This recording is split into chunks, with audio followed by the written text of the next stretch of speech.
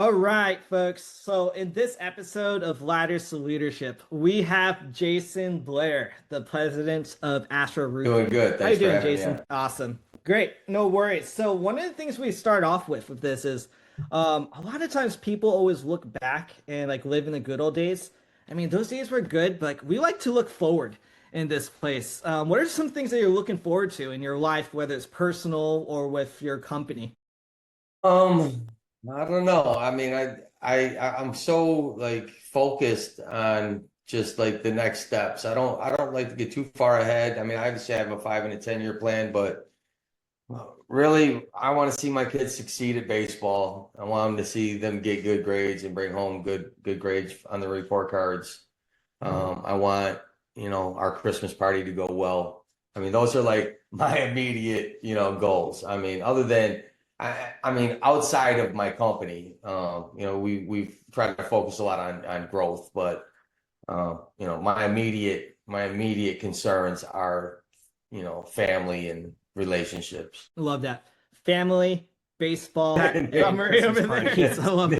They got to have your priorities straight, man, to be successful, right? Yep, exactly. So, let's start off with this. Like, let's talk about the origin story of Astro Roofing and Jason. So, walk me through how did things start out? How did you get into the roofing space, and what led you to where you are today? Man, roofing is tough. It draws you in. No one like seeks out to be a roofer as a kid, right? It's not like the profession that you desire. It's not the astronaut or the pro athlete or whatever that most people desire to be, doctor, lawyer, But um, and I tried. Like, I mean, don't get me wrong. I had aspirations greater than being a roofer, but I come from a family of roofers. My basically, everybody in my family are roofers. It's a generational thing, and I tried really hard to kind of stay out of it. But it just like it drugged me in, man. There's nothing I could do about it. I mean, I have two grandfathers, my dad, my stepdad, all roofers. My brothers, all roofers. I got cousins and uncles, and the women in my family are in the roofing industry. Even here at Astro Roofing, I have the fourth generation behind me. I'm the third generation. I got the fourth generation in here with my brother's daughter, my niece and her husband are in here, and she just had a little boy. He's a year old, and he runs around this office every day. So we've like built a little nursery in the office for him, and he's in here every day. And he's a handful, but so we got five generations in here now. It's gonna be a minute before that fifth generation kind of like digs in, but like I said, it's a tough industry. Nobody aspires to be a roofer, but if you have a drive for desire for like success and wanting to be really good at something, it's an industry that really lacks craftsmanship and expertise. So if that's something that you really desire to create within yourself, it's really a field that you can definitely succeed in. Yeah, and I love the concept that you talked about, like generational pieces, because the reality is like it's every industry is competitive, and one of the ways to really stand out is just that tribal knowledge that comes from just passing the torch over the years and just hearing some of this information. And actually have taken it to action. I love that you're also integrating family into this, like building a nursery in a roofing space. I mean, like I know you build stuff, but like building a nursery, I love Yeah, that. like I said, he can be a handful, but and I struggled with the background noise of like kids crying because I actually have another employee here that utilizes the nursery too. So we Mhm. have actually two babies here a lot of times. But you know what? If customers don't like it, I don't really care. I mean, because it's really Astro Roofing is built around family and relationships, and to me, that's what comes first. And I feel like when you take care of not just your customers, but when you take care of your employees and your team, and as I said, he's not a family member, he's an employee, but we treat it, like once you become like part of our inner core, you're like family, so Mhm. we're highly loyal and highly dedicated, and we expect our employees to be too, but I think that's what, creates that high level for success. Yeah, and I love how you're making it into a part of like your ecosystem and your culture. It's On necessary. on the flip side, something to call out, which is just top of mind right now, is fun culture, Jason. And what I mean by that is Target just made it a policy for all of their store employees that if a customer is within 10 feet of you, you have to smile. That's Hey, also a that's a policy great policy. forcing. That's a And great policy.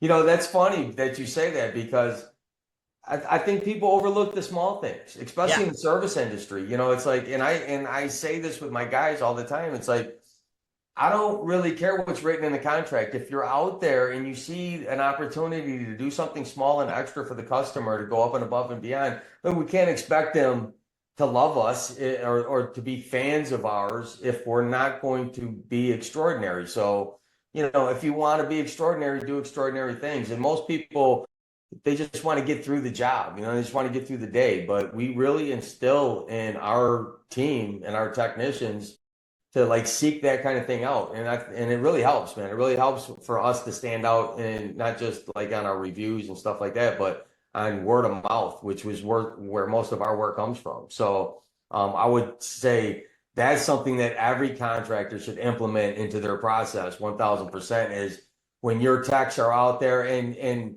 even your sales guys, make sure that they're looking for that stuff. So even when they sell the project or whatever, yeah. keep in mind that I got this extra thing that I'm going to throw in there at the end that's really going to push us up on over the top to make these guys really like us. Yeah, those pleasant surprises reaps dividends. I remember when I was a waiter, is some of the things that I would always do just to get that extra tip is not only just to put a piece of mint or candy when I'm dropping the receipt, but when I walk away, pause intentionally and put three more on that. Just that's like that extra surprise, just to like see the delight. Like when you make people smile, it just makes work so much more enjoyable and it I reaps agree. dividends on the bottom line because I top the lines and tips all the time. It's just those little moves makes a big difference. And I love Well, I that feel you're like instilling waiters that got with a your team. special perspective into customer service because it's really true. I mean, I use this analogy a lot with my sales team and with my staff is we can equate like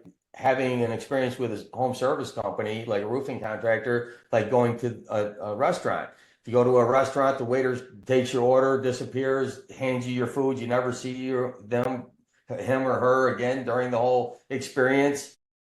You may or may not like it. You may have a good experience. You may or may not. But I can tell you, if the waiter or waitress comes back to your table multiple times, checks on you, the cook comes out and says, "Hey, man, how was that food? Did I cook that right for you?" Then the manager comes over and goes, "Hey, man, how's my team treating you? Everything going good?" Now, whether the food's good or not, I can tell you right now, you're going to leave that restaurant thinking, "Man, that could be McDonald's. I don't care." If that happens to you at McDonald's, you're still going to be like, man, that was the greatest McDonald's I've ever been to, right? So it's kind of the same thing. It's like what we try to implement, and that's I think where a lot of companies like slack in that department is they kind of like send guys out there and hope for the best, and they really slide on that customer service. Yeah. And I love that you talked about this to check-ins because it's not only just about checking in, but each and every time you talk to a customer is an opportunity to 1000%. enhance the experience. Find out One how to bring this in. It's a win-win for everyone because like you have someone there that odds are we always talk about this at our space is history doesn't repeat itself. It rhymes, Jason. It just changes the face and the place. So like odds are that same customer has a different profile down the street. And if we're learning to figure out how to improve that customer's experience and get feedback for it, we're just going to take that on to the next customer and we get 1% better each and every time. I love yeah. that you brought that out. That's the key. Just get that much better. Even in baseball, we teach that to the kids. We're not looking for giant improvements. And it's the same thing in business. That's great, man. Look, if you can have an epiphany and change stuff overnight, that's great. But Yeah. the goal is to really just be on an upward trend, right? 'Cause you're going to have ups and downs. I mean, life is about ups and downs. Business is about ups and downs. Relationships are about ups and downs. But you have to keep the upward trend. That's the whole Yeah. nature of it. Keep that momentum going. Yeah. So let's talk about your business. What's been working really well for you?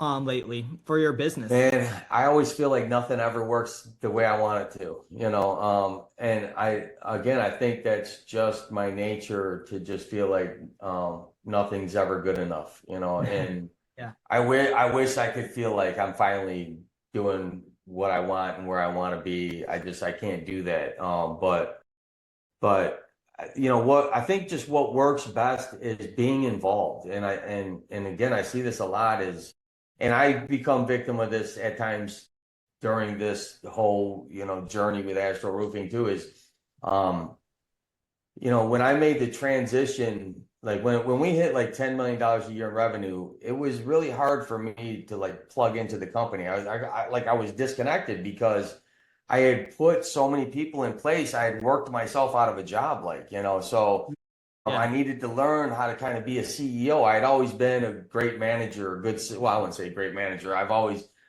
I get better at being a manager, but Yeah, yeah, yeah. I've been a manager, I've been a project coordinator, I've been a foreman, a supervisor. I've done all these jobs, but I had never truly been a CEO, and that part was hard to learn for me. So really over like the past 2 years, I've been on this journey to try to figure out um, how to, I mean, because the problem with Astro Roofing is, when we're growing from zero, it's like that was easy. Like I hit 5 million, that was really easy. I actually hit 10 million, that was really easy. And I thought it was just going to be easy, go 15 million, 20 million, but it really wasn't. Like I went from 6.5 to like 12. And then now like the last year, like the last 2 years, we've actually barely, I don't think the year before last, we did not clear 10. This year we might get to 10. So I think we went like high nines last year. And then this year I think we're going to get right about that same area, maybe get to 10. But next year looks like we're poised to do 12 to 15. Again, and it's been because of I'm learning better how to be a CEO, so and it was I was disconnected, man. I'd be home at like 1 o'clock noon, like nothing to do. And I mean, there was stuff that I could have did. I mean, 100%. Now I look back and I was like, man, I can't believe I wasted all that time. And it was part just because I had built such a great team, and I built such a great machine here at Astro Roofing. But again, to get growth after $10 million when you've kind of exercised all these niches that you've used to get to that $10 million, then you have to figure out a way to make that sustainable, but also find a way to find those revenues to get you to 20 and 25 and 50. So that's where we're at right now. That's where we're trying to dig in, hopefully get to 15 million next year, and then on to 25 after. If you can walk me through help me understand this from your business, Jason. What's the one thing that's driving most of your growth right now? Relationships. I mean, it's like, and you can do everything in the world with Google and Facebook, and everybody wants to go viral, and everybody wants to like jump to the top of the mountain and scream at the rooftops, "Here I am, come buy my shit," but it really it doesn't work like that, and it's really like, I can tell you how awesome I am, and I can tell you how awesome Astro Roofing is, but you're only going to believe that so much, right? But if other people are telling you about how great I am or how great Astro Roofing is, then you're really going to believe that, and you're going to take that with a lot of weight. And that's kind of where that's what we're trying to create. Not just with, our community programs, which I'd like to talk about at some point, but not just with the community programs, but also with just the way that we do business. I mean, trying to just be the best of the best of the best, and just existing in this industry is tough enough. I mean, it's such a tough industry. And I said this plenty of times, but you can just ask Google or Meta or ChatGPT and just say, and it's tricky because there's different statistics. I've come up with different answers each time, but if you ask ChatGPT, is it true that 96% of all roofing contractors go out of business by year 5? They will pull up a statistic from the Small Business Administration that tells you that 96% of roofing companies will be out of business by year 5. And and 80% by year 2, 96 by year 5, and less than 1% after year 10. So it's tricky, and our nature is we compete with companies that are not real companies. It's like a guy in a truck, and again, some of those guys are okay and good, and that's fine, but those typically aren't the ones that stick around. The companies that are well established and traditional, they're typically bigger companies. They have big offices, they have big yards. They've been around for a really long time. They have big teams. They implement training and have the proper insurance and have the proper supervisors. I mean, before I even put a guy on a job out here, I got a team of 6 people looking at it. I got a ton of managers, and I can remember when I first went from working for small roofing companies to working for really big roofing companies. That's the first thing I noticed was, what the hell do they got all these managers for? I mean, it's crazy. They got like all these people in his office. What are they doing? And as a roofer, I never really understood it.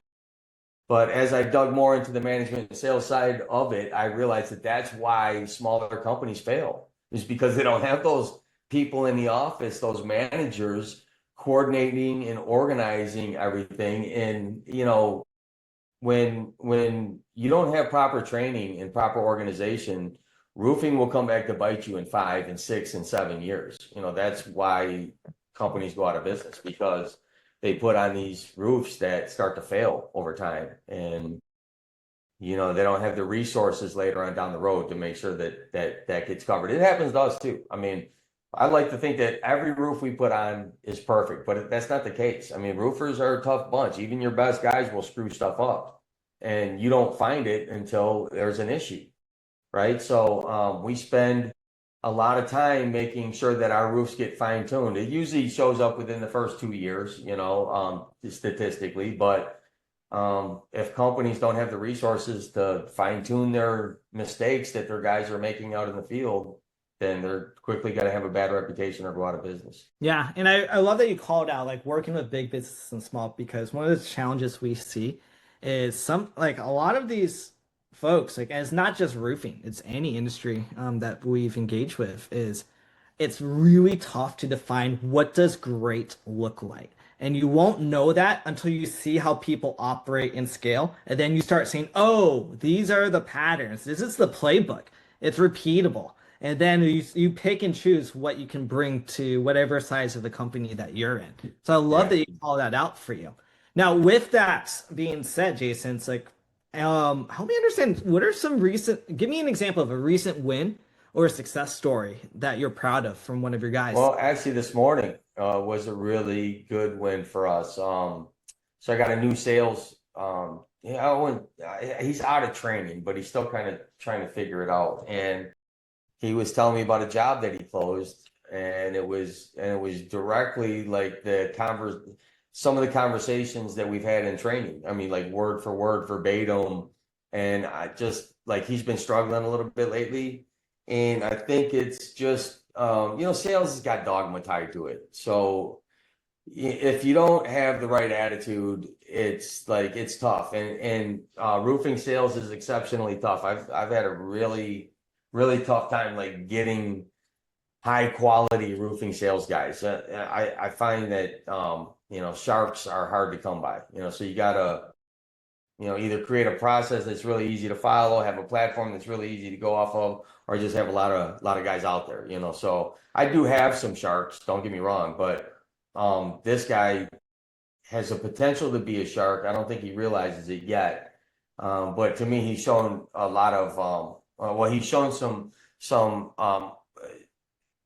glimpses of high level sales techniques, even though he doesn't realize it. So we do sales training every like Wednesday morning, and I get him in here. We do like role playing, and we talk about like closing, how to be better closers, and how to overcome objections, things like that. But that was like a huge win for me.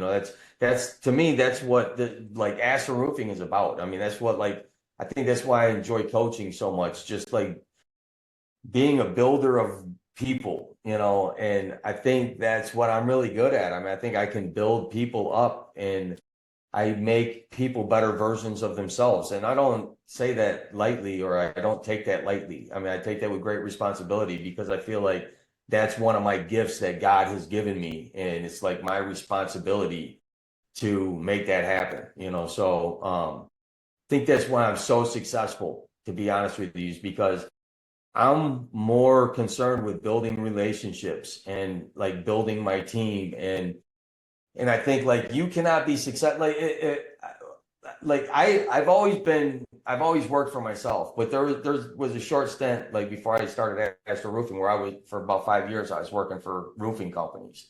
And I quickly realized when I gave up like my company and went to work for other companies that Hmm. you know you only have yourself to make money off of, you know, and when you have a team to make money, it's way easier to make money. I mean, and when you can recruit people, when you're good at recruiting and recruiting people to your cause, like when you can get people to come and help you accomplish your goal, man, it's a win-win for everybody. You know, it's been a win-win here at Astro Roofing. Obviously, I make the most money, Yeah. but my team, I mean, everybody that works for me, it would be difficult for them. I'm not saying they couldn't find this job someplace else. I mean, I got a great team, and these guys are highly valuable. Um, you know, you wouldn't find it right away. You'd have to go prove yourself and get in with somebody, and typically it would be hard to find a company that offers what we do, you know, the way that we do it. We offer full benefits and we really take care of our guys. We pay them top dollar. I mean, we actually pay them like a commission, you know, so we don't, even our techs, we don't really pay them by the hour. We pay them commission wages. And Love we that. do that to incentivize them, but also to make sure that the product that they're putting out is the best, you know. And I think that's, you know, that's really helped us not just build our team, but retain like the top talent in the area. Yeah, skin in the game makes a huge difference. You suddenly have that owner mentality that comes in, where it's like, hey, like I have a stake to win this thing, and I get to Yeah, share the we treat spoils. our I team more love that. like partners. They're all, it's like a partnership. I mean, everybody here is treated like, you know, it's like we're all in this together. Yeah. And one of the things you told me, resonated with me because everyone thinks that this is like an overnight success. Like, oh, look at you, like you've made this multi seven figure, eight figure business in place. But there's so many other things, and I appreciate you calling it out. Like, it's not easy to do this. If you look back at this, Jason, like, what's the hardest part about running your business right now? I mean, you know, I'm, I mean, I'm good at doing this, you know, so it's all hard, you know, everything about it is hard. I mean, I don't take anything lightly, and I just feel like just because I have this constant desire to be like number one, you know, like to be the best of the best, that you know, I'm relentless and I will not let up on at any like on any aspect of it, you know. So I get to be like a dog to a bone. And so when we say when you say what's the hardest part, I would say, like I said, figuring out how to get to the next step. That's been my hardest. That's been the hardest part of Astro Roofing is, you know, just you know, right now we've gotten to 10 million, you know, so now I'm trying to make that sustainable, right? And we've been like close. We're right there. You know? So, but I feel like we're still not like where I want to be there, you know. So even though I would love to go to 15 million and say that's my next goal truly is to sustain above 10 million.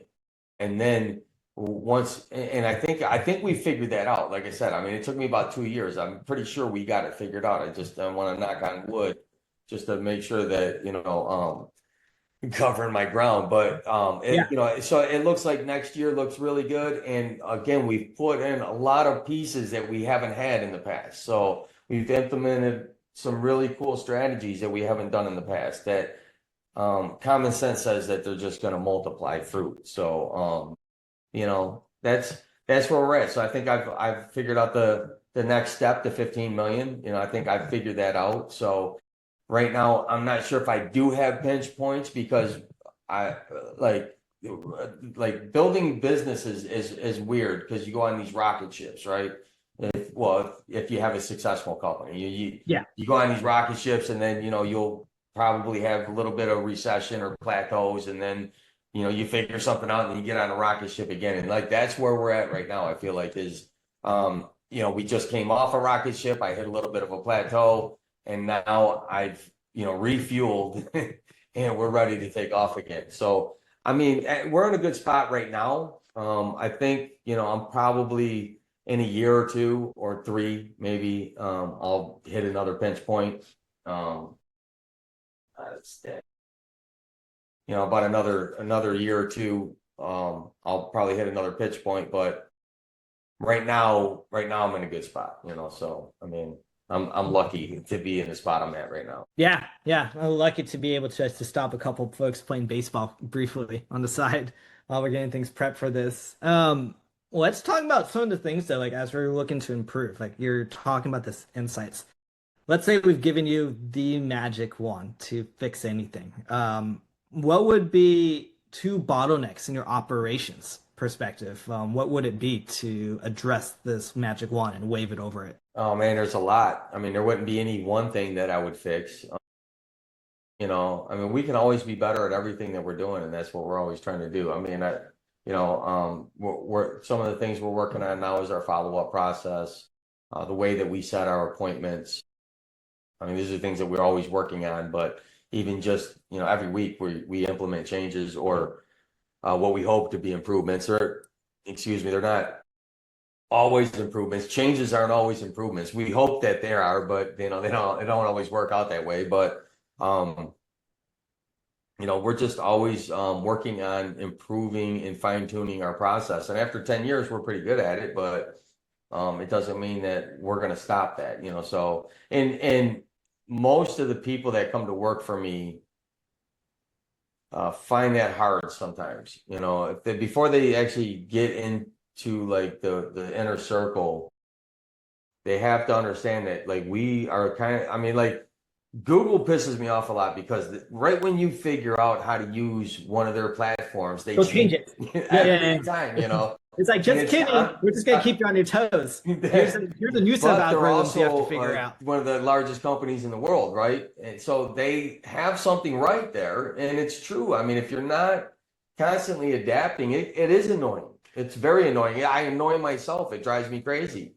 But again, that's my drive to constantly improve. I mean, you would think, why can't Google just leave the shit alone and just let it be? But if they did that, they would never get to, where they're going, which who knows where they're going, but they're going to great places, right? And if they were static, it's funny, that's what I learned like when I first got into like managing like large when I first started learning how to run like large roofing companies. I got lucky and landed a job at like a really like the largest roofing company in America, and they trained me how to run large roofing companies, so one of the things that they told me there is if you're not growing, you're dying. So if you're not changing, it's basically the same thing. If you're not adapting, you're basically dying. And with the technology in the world today, you have to change, you have to adapt, you have to move on, especially with AI. I mean, AI is just going to kill I wouldn't say it's going to kill everything, but I mean, it's like, jobs are being lost by the tens of thousands by the day right now with, Google and Facebook and Amazon and, all these companies. And that's just going to continue as AI progresses, and all I can say is, roofing it's just crazy that like when I was coming out of high school, to be a roofer was considered a loss. Like you were like that's not, I mean, I would have never thought that roofing would have took me to where it took me, but now it's like that these are the jobs of the future. Like roofing and plumbing and electricians and like tree trimmers and I mean, I don't know. Yeah, they're gonna have robots eventually down the road that will be able to do these things, but and that will be the next generation probably of AI and innovation. But right now I think the people that have to worry are like, you're not going to get rid of lawyers and engineers and doctors, but what's going to happen is you're going to need a lot less of them, and one lawyer is going to be able to do the work of 10 lawyers. One doctor is going to be able to do the work of 10 doctors, so And it's going to be the same thing. One roofer is going to be able to do the work of 10 roofers. Yep. So you'll still need doctors, you'll still need engineers, you'll still need roofers, but you're going to need a lot less of them. And even like Astro Roofing, I mean, over the next 10 years, I don't know what it's going to look like. We're not going to need a receptionist. You're probably not going to need an accountant. I mean, there's a lot of stuff that you're not going to need. I mean, you may need them at some capacity, but not at the capacity you need now. So it's definitely like the workforce is in for like some crazy dynamic landscape change, and it's scary thinking about how we're going to navigate that. Yeah, yeah. I'd also say like it's an exciting time to see like what's out there. I mean, I think about like the jobs that are just tedious and just time consuming. It's just really hard to hire. And now Yeah. thinking about like, well, what we can do this consistently so that the person that does do that originally can like let's use the receptionist example, right? Being someone answering phone calls, or can they provide a top tier white glove experience when a customer walks in? And they're no longer distracted and trying to do multiple things. They're trying to focus on the like human top tier experience, that Have a bad concierge day, experience they're where you not go. sick, and it's creating another dynamic too within the government, for instance, because how do you tax these automations? They in the Yeah, past with the automakers, they haven't. I mean, they thought about it in the past with the automakers when the automakers started automating everything. But now it's really truly going to be something that they have to consider. I mean, people, you can say what you want about these tariffs that Trump is putting in, but if you think about with all the automation that's going on, are we really going to be able to generate enough income tax in the future? yeah, So I think, Republican or Democrat, it doesn't really matter. I think, we have to start thinking about different ways to create revenue, at least in government, because those tax revenues are going to disappear, yeah, or they're going to tax the automation. And how do you do yeah. that? I mean, you're going to tax some guy for buying some robots and some AI, so it would be a tricky slope. Now, I don't know how it's going to work out, but I mean, the AI is definitely going to change every aspect of your life within the next 10 to 15 years for sure.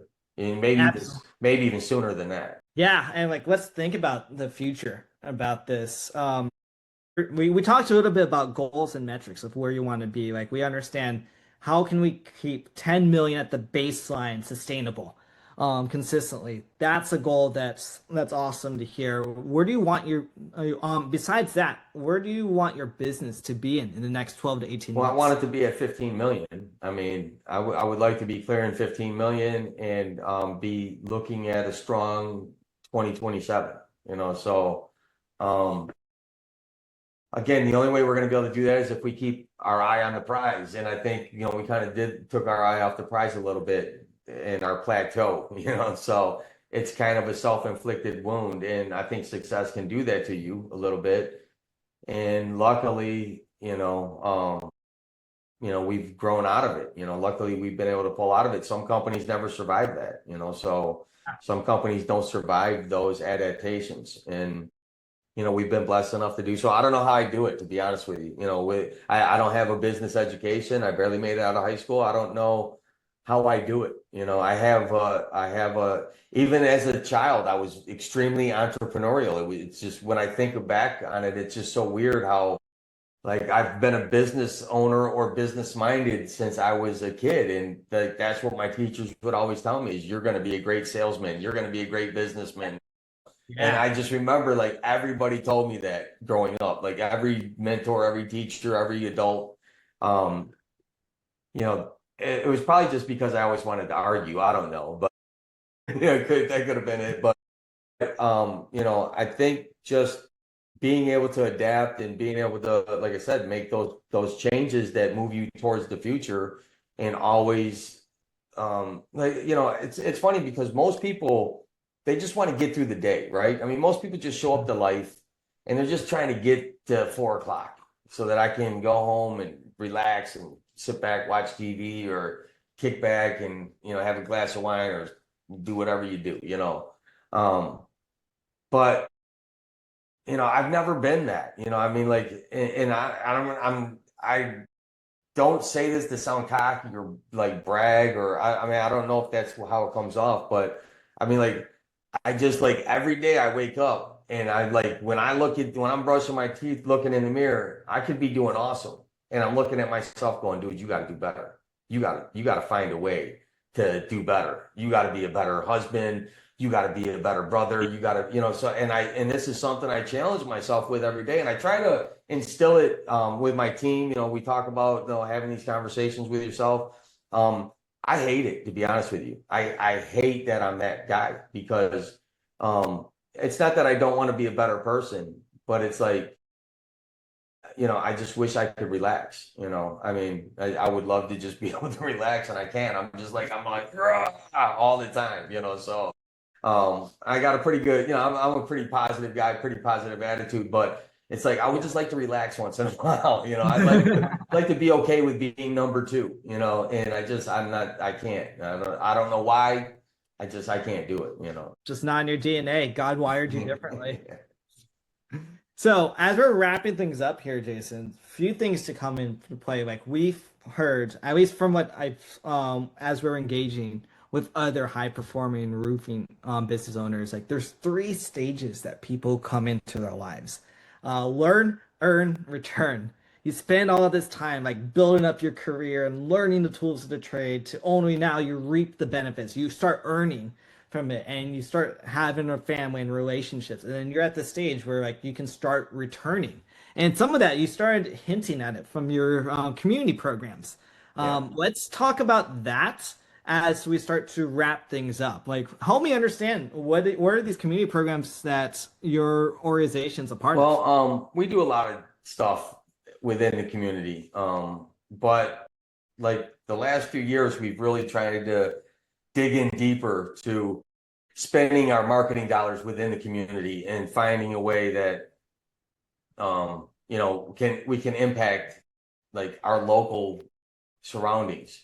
Yeah. Throwing money at Google, throwing money at Facebook, that works to a certain degree, but when you're trying to set yourself apart, I mean, what can set yourself apart by helping the community, right? So this kid, the thing that we just recently started, we've always kind of did a version of it, but now we made it like an actual program. Was we started offering roofing services for those in need who can't afford it, but that probably deserve it. So we have a spot on our website at astroroofing.com. That's Astro with two A's. Where you go on astroroofing.com, you go under Astro Gives Back program or Covering the Community program. I forget what it's listed under, but it's our Covering the Community program. And you can go on there and nominate somebody that you feel deserves, that needs roofing service, can't afford it, but deserves it. Now, this isn't a contest. Like this isn't like a lottery or like a raffle. This is basically we are trying to help people in need that really deserve it.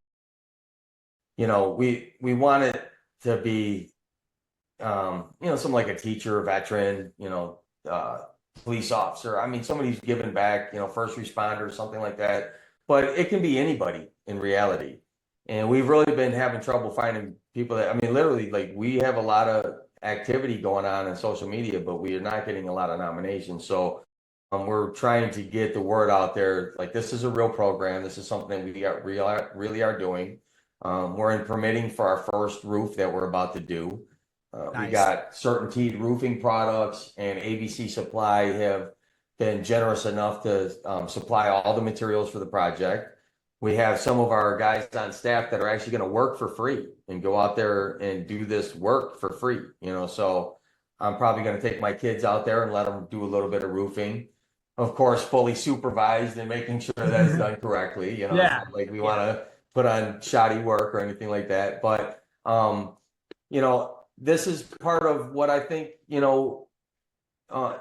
if you want to be number one, I mean, I'm sitting here talking about like, I'm cursed. I want to be number one. I want to be the greatest, the best, you can't do that without doing things like this, I'm not doing this to be number one. I'm just like, look, I'm blessed what can I do? I mean, am I going to go buy another car? Am I going to go buy another watch and take another vacation? Um, my team makes money, we give bonuses, there's money there. So do I want to give away free money? No, but it's marketing dollars that we're going to spend anyways. So why not spend them in a way that can benefit our community and impact the community in a really, really cool way? And if I'm going to get notoriety or if I'm going to be known for something, I would rather be known for doing stuff like that, I mean, than, I don't know, cutting somebody off on an intersection or something, right? So, I mean, I would much rather be known for doing something cool. And I just like, so our next step to this program is actually we're going to start reaching out to other contractors like plumbers and electricians and try to get them into this program so that it's going to be more of a multifaceted thing and it's not just going to be an Aastro Roofing thing. So that's going to be like the next step on the process. But I'm getting a little bit ahead of myself first. I got to get, I got to roll it out for at least for us first, and then I think we're going to start doing this for hopefully for other contractors are going to hopefully jump in and start doing the same thing. Yeah, and I love that like you're talking about it as if you're running a business. It's not a charity. Like you're going to test this out, get the repetitions in, and you see the next step while working in the present. Like it just stays true. Like how you describe how you're cursed, you want to be number one. Like those habits stick through everything that I'm seeing, at least in this short conversation that we're having here. As we're closing up, Jason, so where can folks find out more about Well, you can Astro always Roofing? visit our website, astroroofing.com. I'm pretty sure we're the only AA Astro Roofing in the country. I haven't seen anybody else, but we are like top rated. We're the tops in the industry. We give the best warranty. We give free inspections every day. We do commercial, residential, multifamily, industrial. We're a big company. I mean, we're not the biggest, but we're a pretty good sized company and we do a lot of work. Like I said, we just signed a $3.5 million contract. It looks like we're about to sign a $4.5 million contract. Both of those jobs will probably end up getting done next year. So that's like banking $8 million to start next year with already. And we already have one job that's going to run into next year as well. So, next year's looking really good for us. We want to grow, but if you're looking for the best roofing company, that's where you can find us, Astro with two A's. Love that. Love it. So again, Jason, thank you for your time. This was a wealth of information, especially for those looking into the roofing space and just learning about the leadership experiences that you've had. Awesome. Thanks Appreciate again it. for your time. All right. You're going to send me an invite, Thanks, right? Jason. Have a good rest. Yeah, I'm gonna send it right after this call for All right, 40 excellent. minutes. You too. Take care.